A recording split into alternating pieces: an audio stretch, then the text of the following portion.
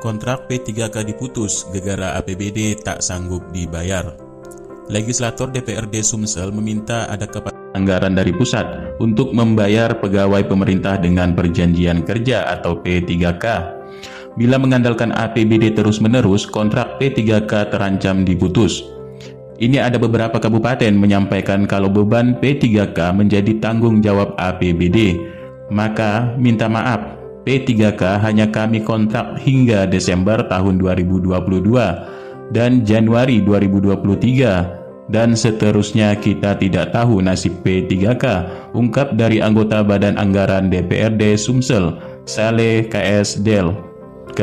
Sele menambahkan anggaran untuk P3K ini harus dipastikan. Apabila pemerintah berniat membuka lagi rekrutmen P3K untuk tahun depan, anggarannya harus dipastikan sejak dini. Mungkin habis lebaran kami akan ke Jakarta memastikan masalah ini ke kementerian terkait, yaitu Kemenpan RB, Kemendikbud, dan tentu saja Kementerian Keuangan, jelasnya. Nah, Ketua Komisi A DPRD Sumsel ini menilai kebijakan P3K ini amburadul karena perekrutan tidak matang. Jadi pemerintah pusat ini tidak konsisten menerapkan suatu kebijakan. Penganggaran ini berubah-berubah. Skema di tengah jalan. Awalnya P3K akan diambil alih APBN, namun setelah perekrutan dibebankan ke daerah tanpa adanya tambahan anggaran khusus. Ini akan menyulitkan daerah dan membebani daerah, jelasnya. Pihaknya mengkhawatirkan jika pemerintah pusat ini tidak memastikan anggaran khusus P3K, maka akan timbul masalah. Jadi pasalnya banyak daerah kesulitan mendanai P3K. Kalau ini terjadi, tahun depan itu sudah mulai masuk tahapan agenda strategis nasional atau pemilu. Kalau P3K dibiarkan tanpa solusi, ini bisa mengganggu agenda strategis nasional tersebut, tungkasnya. Untuk diketahui, Badan Kepegawaian Daerah atau BKD Sumsel, Sulawesi Selatan mengisyaratkan tak akan lagi mengajukan formasi atau kuota untuk rekrutmen guru pegawai pemerintah dengan perjanjian kerja atau P3K, lantaran penggajian dibebankan ke daerah. Padahal anggaran gaji guru P3K ini cukup besar sehingga membebani APBD. Katanya, kalau kami guru P3K, sepertinya ini tidak lagi dan sudah cukup. Kemungkinan besar tidak akan mengusulkan ke pusat. Jadi kemungkinan usulan P3K hanya tenaga kesehatan saja.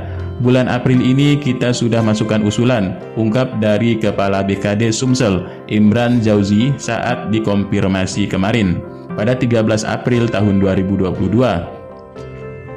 Sebagai informasi, Kemendikbud ini berencana lagi merekrut P3K tahap 3 tahun ini, namun Provinsi Sumsel ini pikir-pikir dulu untuk mengajukan tambahan formasi guru P3K karena pertimbangan anggaran. Provinsi akan menambal kekurangan guru dengan cara lain, katanya.